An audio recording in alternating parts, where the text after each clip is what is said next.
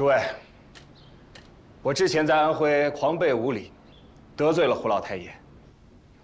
今日胡老太爷要给我赔罪，我也想给整个安徽茶商会赔个罪。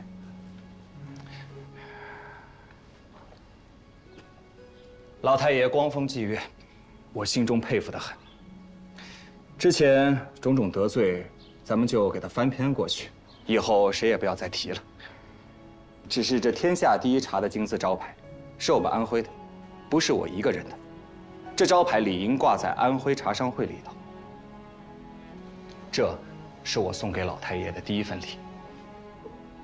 这第二份礼，是我家蓝雪茶的配方，还请胡老太爷务必收下，抄写好，分配给安徽各个茶商。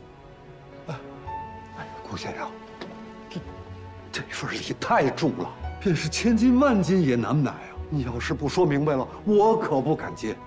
这蓝雪茶的名声现在已经传出去了，但是仅凭我和我兄弟2人，加上家里的那几十亩薄田，一年能种出多少啊？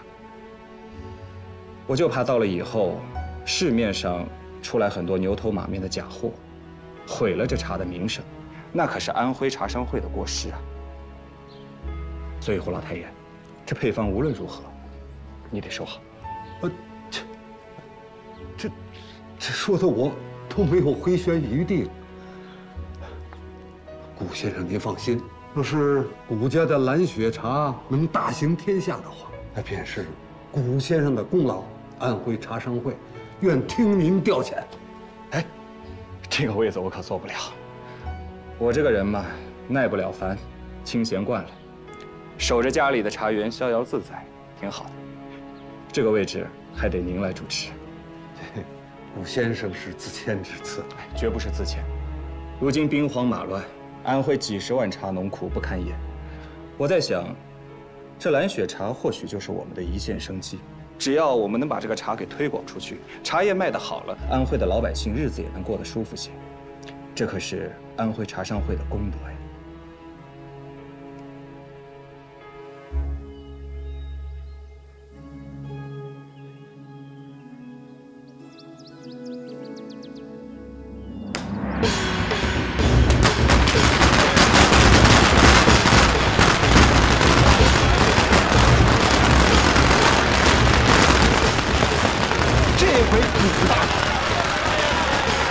可把我们安徽人的面子找回来了。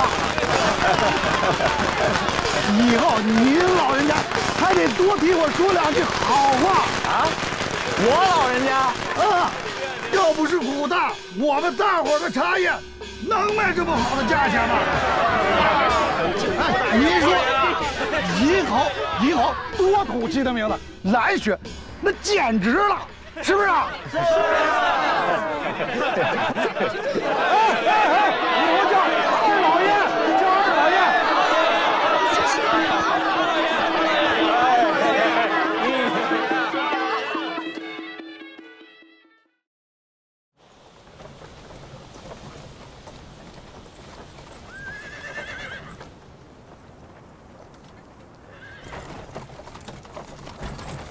行军路上最是无聊啊！我早早的就预备下了。哎，顾兄弟，那些安徽茶商们是怎么向你磕头认罪的？不可与他们善罢甘休。哎，想想也是自己年轻，非要做什么蓝雪茶，怨不得他们。哎，这是你命好。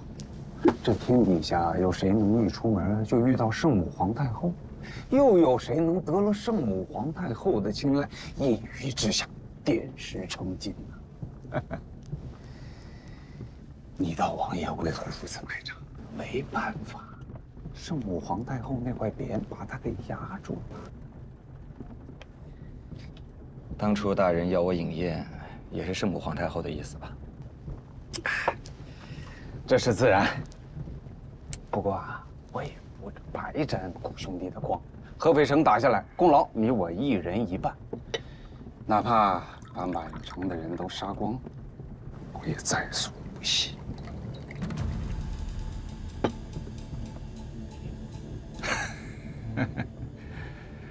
顾兄弟啊，这这可是几百年都等不来的好运气。我朝战功升迁最快，你有如此机遇，定能青云直上。你是读书人，应该知道的。自古以来啊，就说得明明白白。手急手急，一颗脑袋生一急。来来来。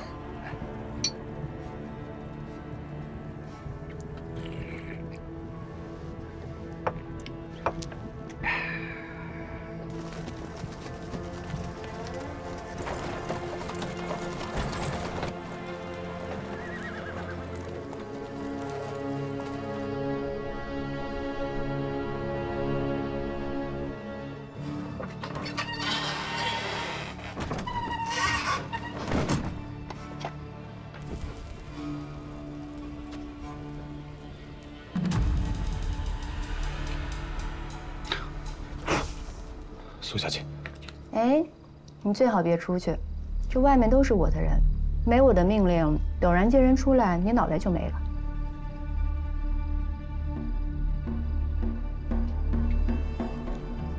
你现在还真是有点大人的样子啊！朝廷安抚使啊！你怎么知道的？你在乔松身边也安排人了？本来谋划着要杀乔松。突然知道他带了一位连圣母皇太后都看中的人物，我还纳闷呢，原来是故人啊！千里迢迢把脑袋又送回来了，真是多此一举。我在你这可不是故人，我是个死人。说对了，留着你这样的人只会碍我的事儿。说吧，有什么未完成的心事或者想捎的话？我希望你劝告李成，合肥已经守不了了，让他早早撤离，不要拖累全城的无辜百姓。我还想奉劝你，大厦将倾，独木难支，你的阴谋诡计成不了气候，你赢不了。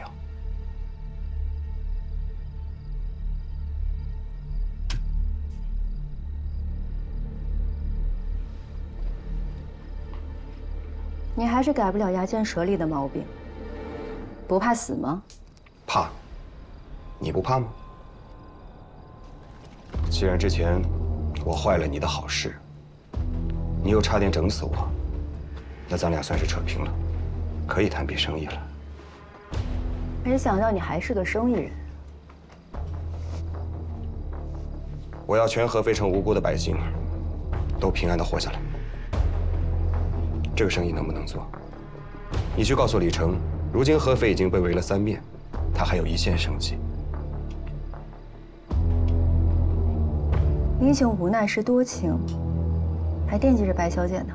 我不是为了白小姐，我是为了合城百姓。大丈夫当为则为，你太小看我了。你让他撤，他撤去哪儿？金陵城下有朝廷的南北2个大营，浙江一带也有军队。至于苏州，还得看那边的王爷接不接纳他。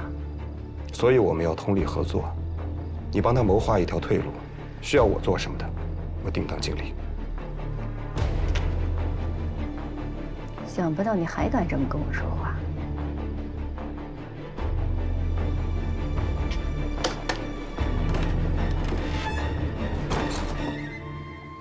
你这狗头我先记下了，回再来找你。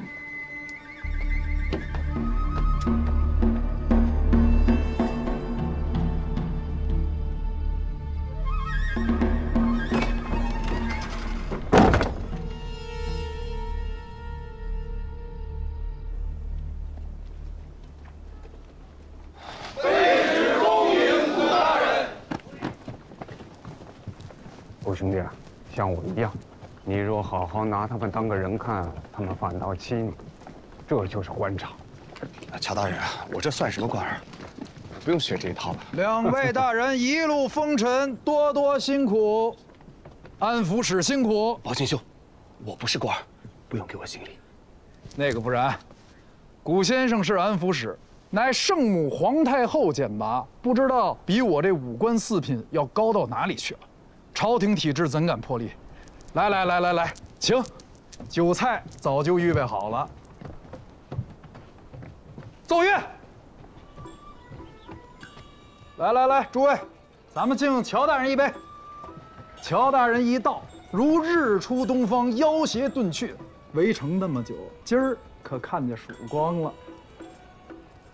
安抚使大人到了，当地百姓犹如父母再生，光是万民旗、万民伞，多的都数不过来。圣母皇太后破格提拔您，再合适不过了。我们也敬您一杯。稍等，什么万民旗、万民伞呢？我什么都没做啊，怎么会有这些？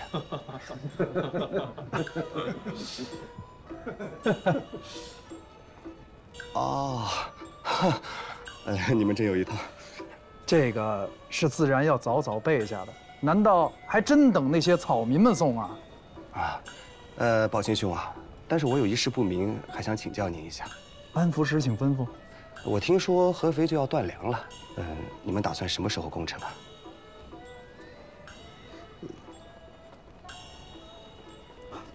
正要等安抚使吩咐，卑职立即整兵攻城。我不懂军事啊，所以我就是想说，你们再这么继续围下去，城里的那些人真的就饿死啊？这个无妨，只有把那些乱臣贼子饿得拿不起刀、提不起剑，咱们才好一战成功啊！哎呀，我跟你说的，我是什么差事来着，我自己都忘了。哎呀，您是安抚使啊，那我说话管用吗？这个自然。您刚来的时候，卑职就说了，一切听从安抚使的吩咐，这才是朝廷的爱民保境之意呀。对啊。那既然如此的话，你把人都饿死了，我安抚谁去啊？还是说，你想抢我的差事？再者说了，所谓那些敌军，绝大多数可都是被裹挟的合肥城里的百姓啊。要是都被你们活活饿死了，或是死在你们的刀剑之下，那是不是有悖于圣母皇太后的圣德呢？这个问题，你们有没有好好想过？哎呀，谷兄弟啊，你这句话我最是佩服啊！我看把他们饿得也差不多了，咱们该进攻就进攻吧。对，乔大人，我已经决定了。我先回家交代一声，等过几日，我会亲自去合肥城进行劝降。这个不行，您要是有一点闪失，卑职有几个脑袋也赔不起啊。您放心，等这场仗打完，一定给您续军功，授个实职。景兄，你怎么说完了就忘啊？一切听从安抚使吩咐，这可是朝廷安民保境之意呀！啊？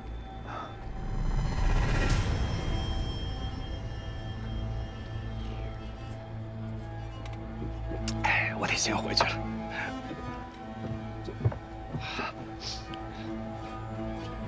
卑职恭送安抚使。卑职恭送安抚使。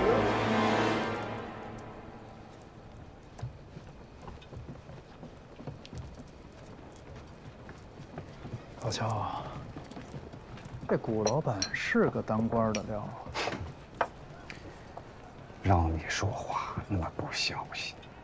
我哪知道啊？他倒学得快，3言2语竟让我没词儿了。莫小看了他，这种人啊，我们还是捧着的好。你到皇太后为何突然凭空给他个安抚使做？为什么？皇太后早就对六王爷不满意了，你我都是王爷的人。所以，给他一个安抚使的虚职，虽说是虚职，他说话你要敢不听，那就是个事儿。还有，这个人务必给我把他留在这儿。为何？立了功算谁的？这若是闯了祸呢，算谁的呀？高见。不过有一件事我还想不明白，既然咱们好好捧着他，白送他个功劳，他还非去城中劝降，那是死路一条。为什么不拦他呀？你拦了吗？我拦了呀。然后呢？拦不住啊。那他自己要去寻死啊！没办法呀。安抚使，安抚使，那就是他的正事。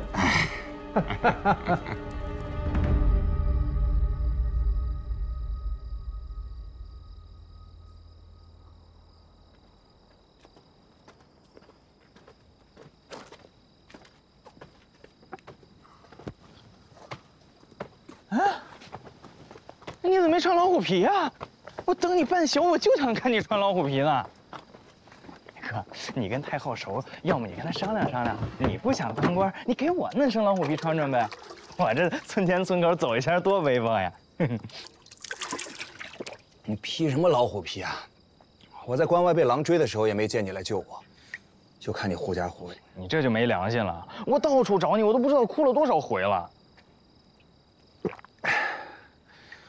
今后有点出息啊，别就知道哭。哎哥，说正经的，别人给你官当，你干嘛不当啊？呀，行了，你别跟我说做官，烦着呢。这宰相家人七品官，你要是做了个官，那我也能个县太爷当呢。谁敢不听我的话，一拍桌子打屁股，滚！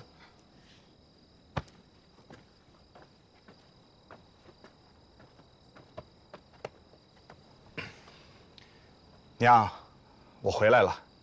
您要是歇息了，我明早再来请安。进来吧。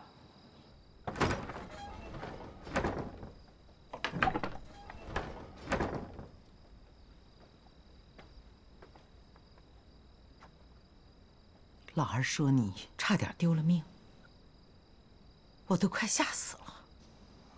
有个朋友拉我去关外，走得着急，就没来得及跟老二打招呼。我倒是不信。娘，我答应你，之后不出那么远的门了。娘，跟你说个高兴的事儿，这次上京城，我找六王爷递了个帖子，他答应我了，让九门提督府的人帮我查爹的下落。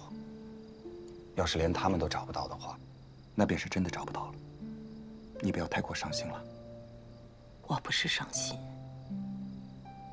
我是心里面总有那么一丝念想，我就觉得他好像在哪里还活着。他若是真活着，他知道家中有您，有2个儿子在等着他，他怎肯不回来？您不要再说这些徒添伤心了。你要是平安呢，有机会的话，还是再慢慢的寻寻。哪怕他死了，我在他的墓前哭一场，那我也心安了。睡了。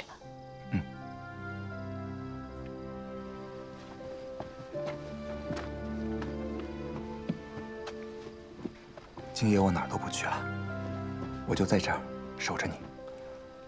你好好睡。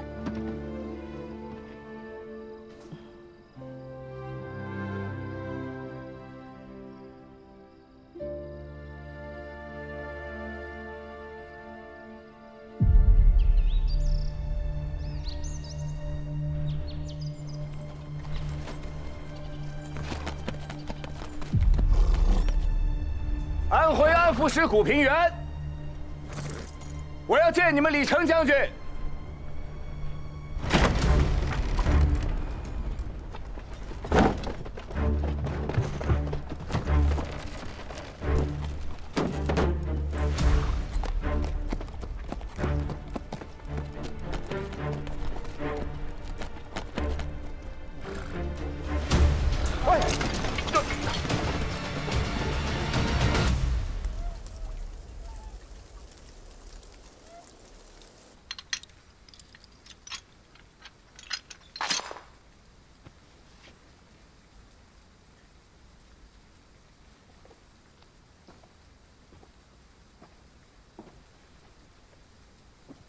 英梅，别来无恙。你来做什么？我不能来吗？我竟然都不知道你已经做了安抚使。沧海浮生，谁能确保自己明天扮演谁啊？昨天还是白衣梅，今天不是正在演王妃吗？斗嘴我还真是赢不了你。说吧，你来干嘛？说完了赶紧走，这儿是微城。我要找李成。他忙于军务，不会见你的。没别的事儿就走了。你们还有什么军务？现在合肥城里已经饥不择食，你们现在不逃更待何时？想拖着全城的百姓一起死啊？你还真是处处替着朝廷说话。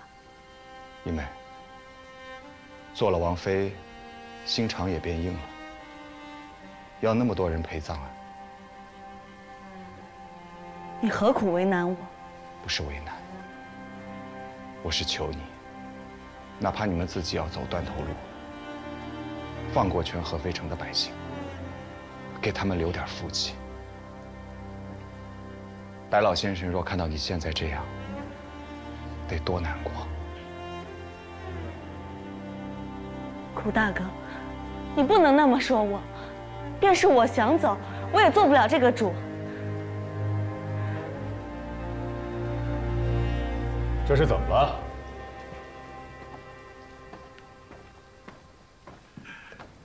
怎么好友见面还拌上嘴了？他方才所言，也是为你我着想。沏杯茶来。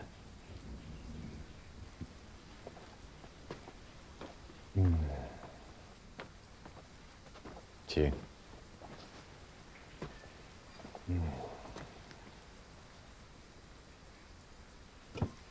眼下这光景，我也拿不出更好的东西招待你了。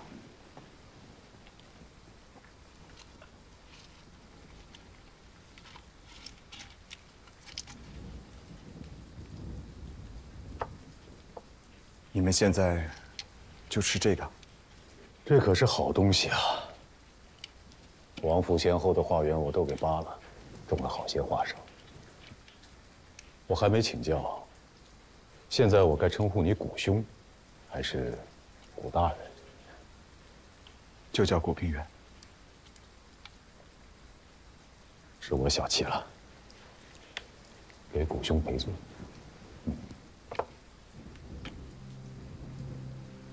今天我来，方才我听见“安抚使”3个字，好啊，好得很。这普天之下的清廷文武百官加在一起，再算上那个皇帝老儿，没有一个配得上他的名位。倒是谷兄你做这个安抚使，再好也没有了。一来，我心宽了很多。对了，一梅，去趟库房，刀架下面还有一瓶好酒，把它取来，我要与谷兄对饮。你什么都没吃呢？花生，去吧。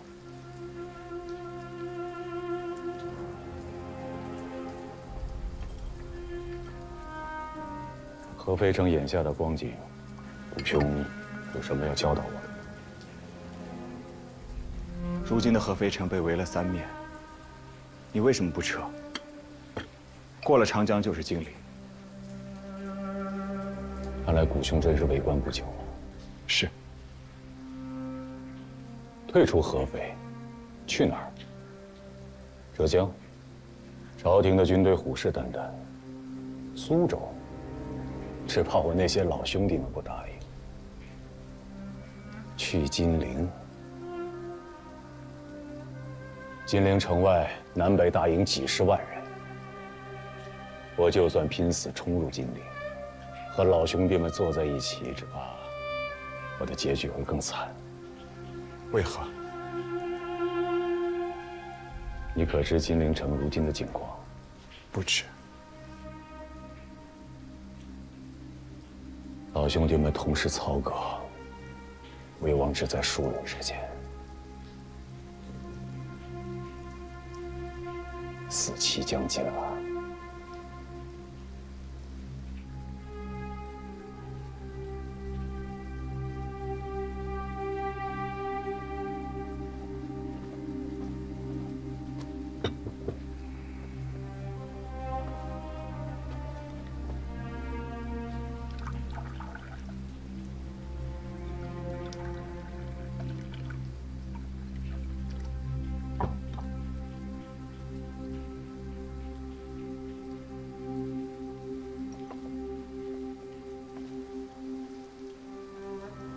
虎兄，这杯酒我敬你。你方才说的对，我不应该拉着合肥满城百姓与我陪葬。饮完这杯酒，你便回去。明日一早，我会开城放人，且不会伤百姓分毫。至于我们夫妇二人，大恩大德，来生再报。顾大哥，我也敬你一杯。刚才是我无礼了，你别怪我。谢谢你一直善待我，替我葬父。我们夫妻，来生一定报答。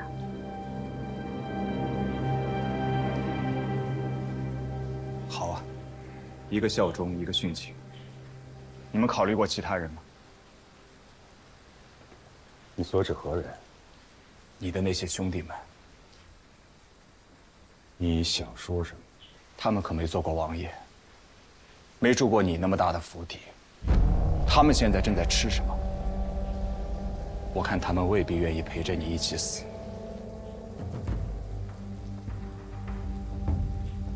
你知道你在说什么吗？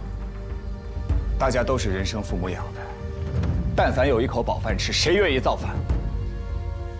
是，你选择仁义，你选择效忠，你有问过他们吗？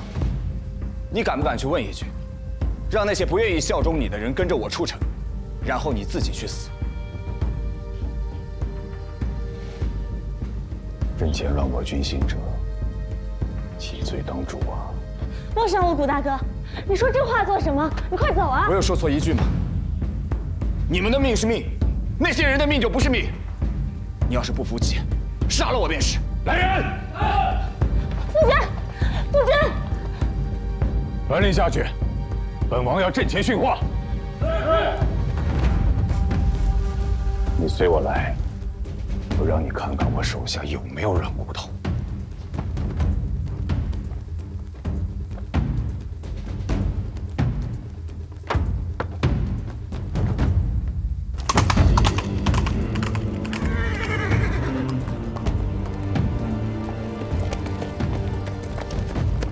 天兵将士，天兵将士，天兵将士。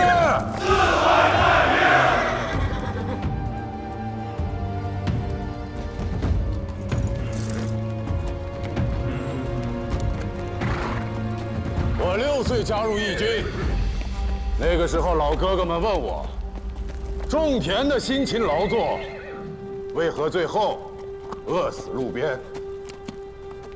做工的卖尽力气，为何失手要被人拿来肥田？天下的大人们、老爷们，用谎话骗我们，用鞭子抽我们，欺压我们的爹娘，凌辱我们的儿女，敲骨吸髓。这样的天下，怎能不反？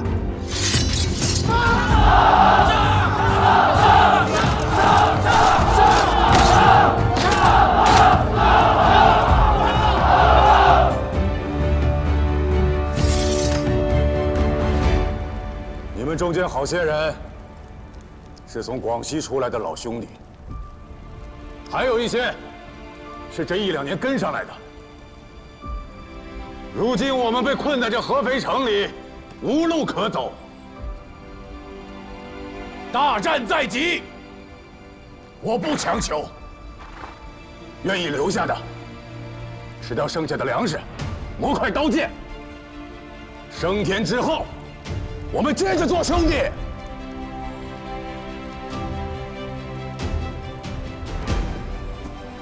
不愿意留下的，明日一早，清兵会退后10里。他们派来了安抚使，你们跟他走，回家去。任何人不得拦阻。我们的刀剑绝不砍向自己的兄弟。天兵将士，四海太平！天兵将士，四海太平！天兵将士，四海太平！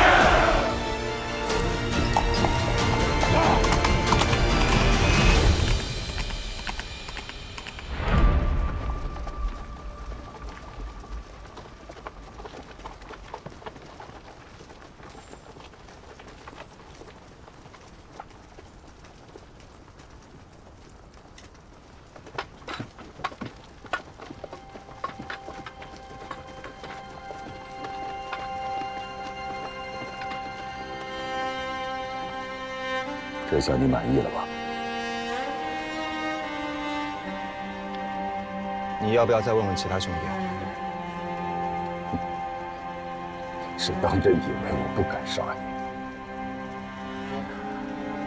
你？我从宁古塔出来以后，每天都在刀尖上走。今天若因为我而能救出全城的百姓，我死也值。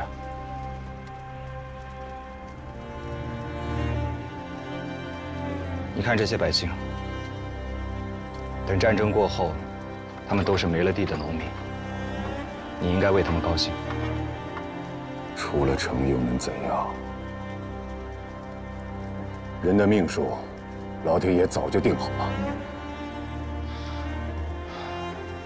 真有一个无所不能的老天爷吗？我不信。要是真有的话，这世上就没有战争，不会有灾祸。你们造反，也是老天爷怂恿的吗？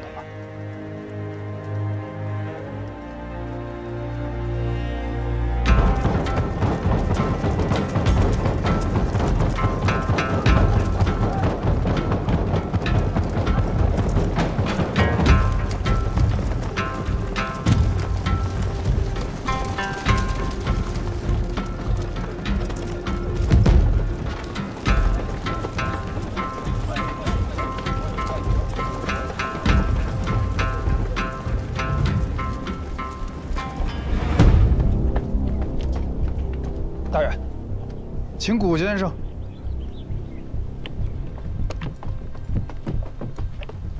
古先生，请。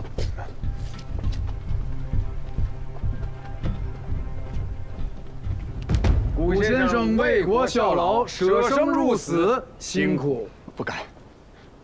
这些兄弟，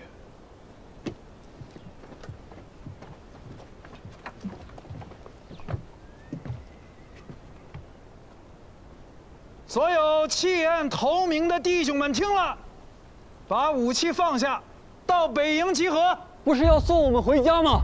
我们没有武器了。你们要武器干什么？我要回家！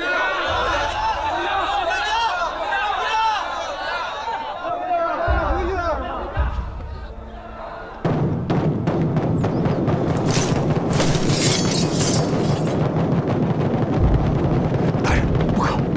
急什么，顾先生？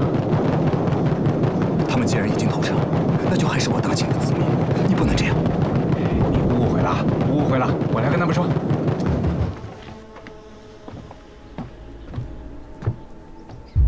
各位兄弟，我是安徽巡抚乔松。你们能反正，那就是朝廷的好子民。所以，我们空出北营安置你们。一来呀，围城太久，你们身体虚弱，还需要吃一些东西；二来是要刮头；三来你们的军装要换掉。这方圆几百里都是朝廷的军队，这样出去还得了啊？你们若是觉得我有什么其他心思，来，枪子放下，让开大道。若还是有人想走，兄弟我恭送。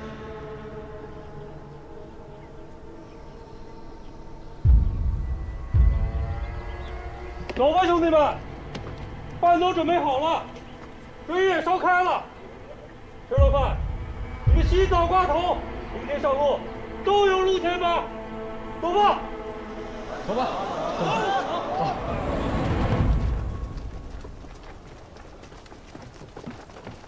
虎兄，走，我们去喝酒。大人，刚才言语多有冒犯。哎，这就跟我见外了。虎兄，你忠勇无双，只身一人不顾生死，救出这么多百姓士兵来。我已经让师爷谢哲在威奏面前给你请功了。对呀，皇太后跟六爷见到，不定得多高兴啊！那必然是加官进爵。这顿庆贺酒啊，得提前跟兄弟喝了。哎，酒就不必了。走，请。请。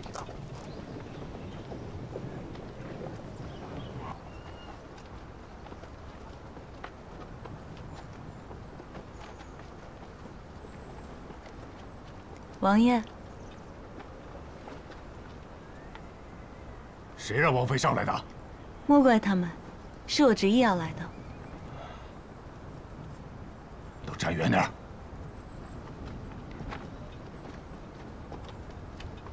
我陪你，你在想什么呢？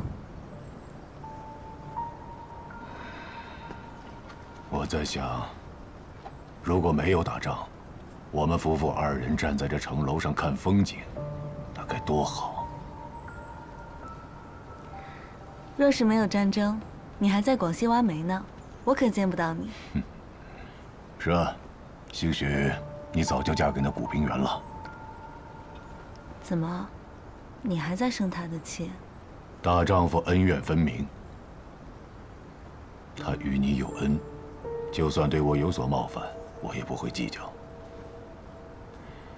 你这个古大哥做人做事都是一流，我担心他和那些狗官在一起，迟早要吃亏啊。怎么？哎，你不懂也罢，不懂活得轻松。好奇而已。你还在挂念他吧？你看，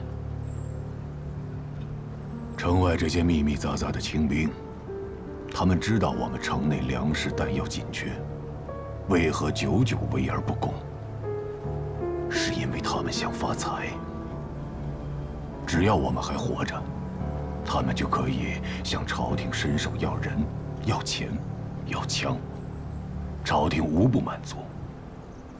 哪天朝廷给不出了，他们再攻城，我们在他们眼中不过是升官发财的抓手。姑兄此次前来劝降，实则是有人想借刀杀人，想借我的手，要他的性命。他的身边可没有好人。你是说，他们就是让他来送死的？嗯。不过姑兄1等1的聪明，他不会看不出来。这也是他的弱点。什么？烂好人。如今这乱世，好人不得活。夫人，城楼上风大，你先下去吧。来人，送夫人下去。是。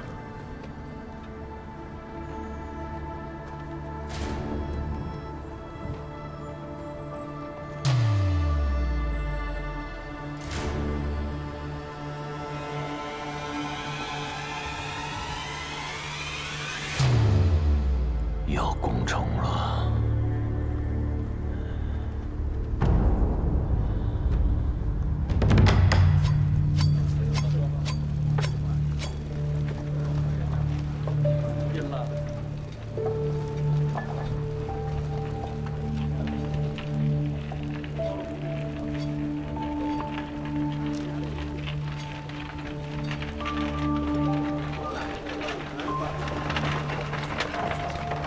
兄弟们，哎，有吃的了，兄弟们！哎，兄弟们别着急，那边还有炒菜呢啊，还有酒。好，别着急，别着急。慢点，给我一个，给我一个。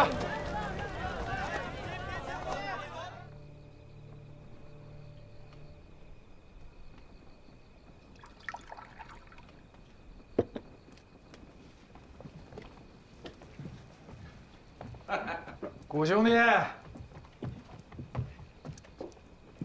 古先生，古先生，你是手工啊这一杯我们2个人敬你。来，满上。满上。大人，我真的不胜酒力，别管我了。好嘞，古兄，那是万万不能的。来。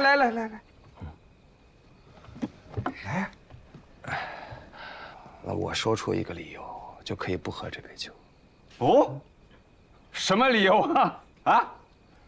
今天你们送我进城的时候，是不是压根就没想过我能活着回来？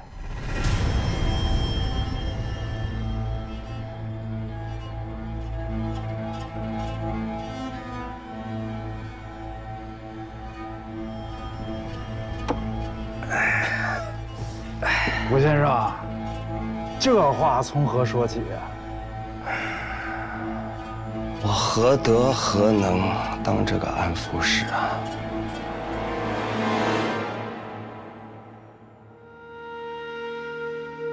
并肩登楼，一起走向头。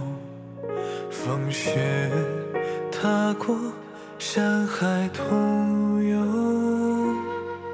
人世道险与凶，心一诺千斤重，为了向命运的捉弄。相逢间无语中，仿佛花意匆匆，半只脚共闯荡，如日初升。也曾拥凌云梦，天地碧入怀中，会春秋。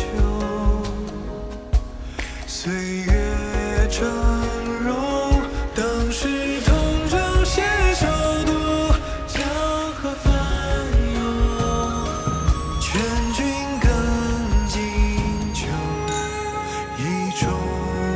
曾见过他负隅翻云，手断千百种，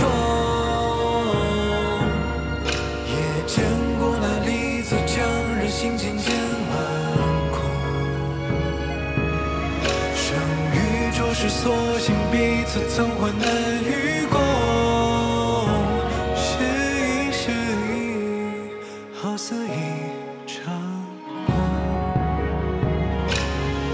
相逢间无语中，叹浮华意匆匆，剧中人总神仙。